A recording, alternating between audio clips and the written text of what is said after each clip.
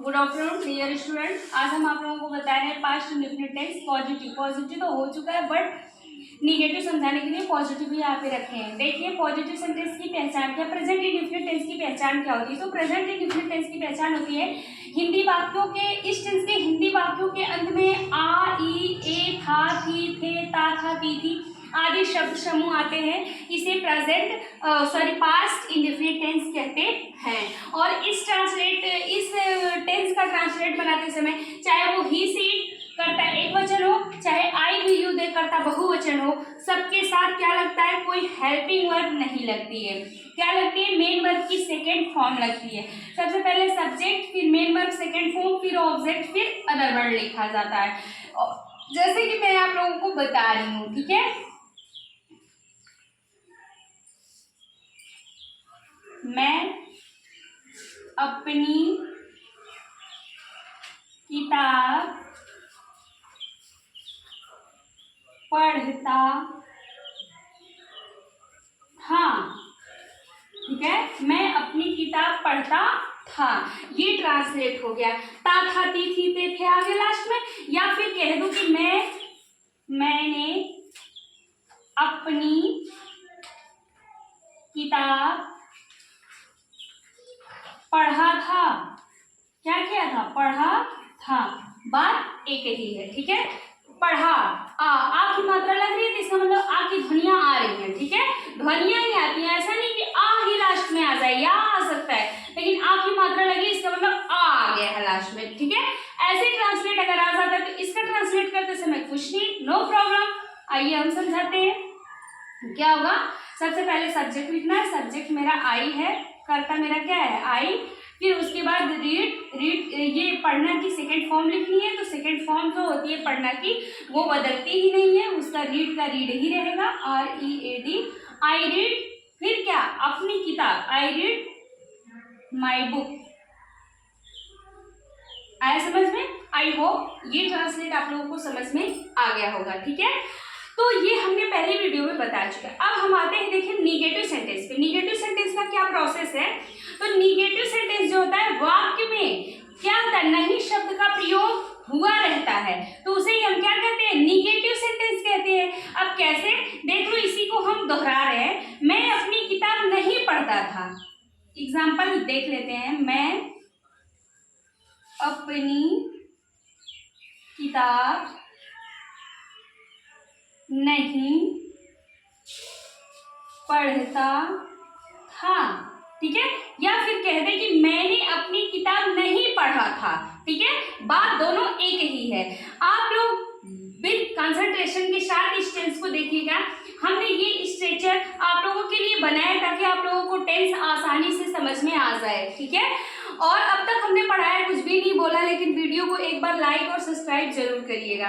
देखिए मैं अपनी किताब नहीं पढ़ता था, ठीक है। मैं अपनी किताब नहीं पढ़ता था, यहाँ पे फुल स्टॉप, ठीक है।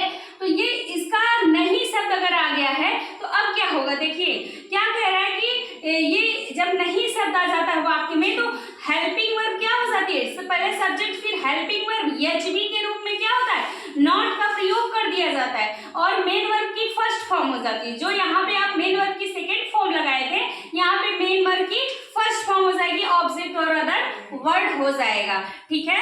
तो आइए समझाते हैं कैसे। जैसे ये ट्रांसलेट हो जाएगा आई, ठीक है। फिर उसके बाद क्या हो जाएगा, डिड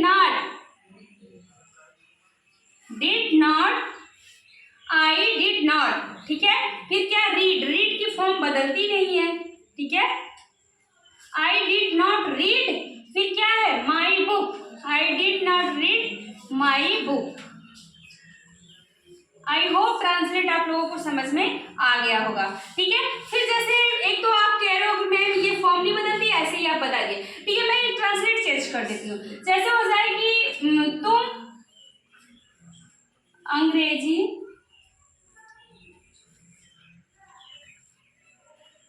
पढ़ाते थे, ऐसा ट्रांसलेट हो जाए। तुम अंग्रेजी पढ़ाते थे पॉजिटिव सेंटेंस में, तो हो जाएगा यू टीच टॉट होता है, TOUGST, you taught English, ENGLISH, ठीक है। ये यहाँ पे इंग्लिश कैपिटल से हो गया क्योंकि ये बुक नेम है, ठीक है।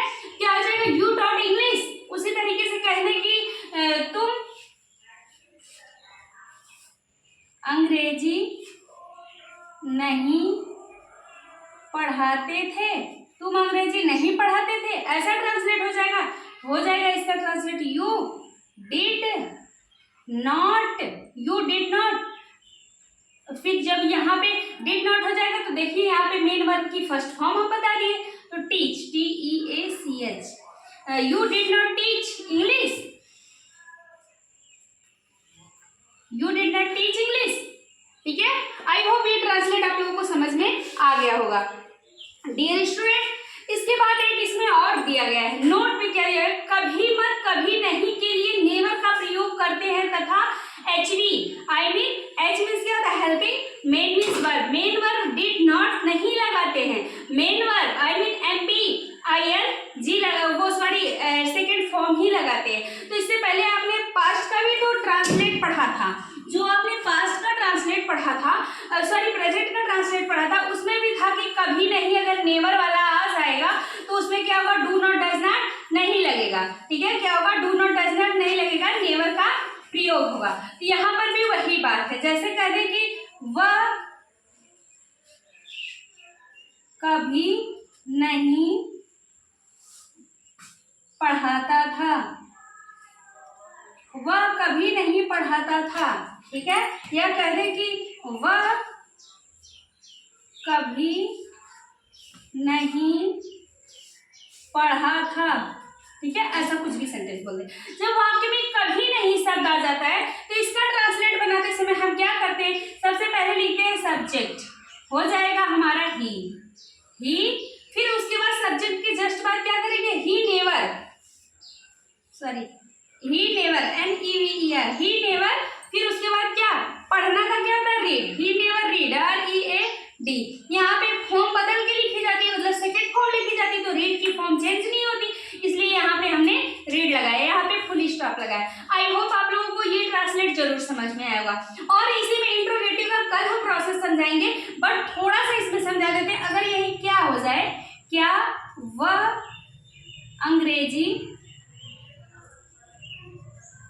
पढ़ाता था, क्या वह अंग्रेजी पढ़ाता था, यहाँ क्वेश्चन मार्क, बस ये डिड आगे आ जाएगा, डिड ही, फिर उसके बाद टीच, TEACH, टीच इंग्लिश, यहाँ पे क्वेश्चन मार्क लग जाएगा। आई होप दोस्तों ये आप लोगों को ट्रांसलेट समझ में आएगा। मेरी जो भी बहन भाई, ठीक है, देख रहे होंगे, एक बार वीडियो को लाइक और सब्सक्राइब जरूर करिएगा। थैंक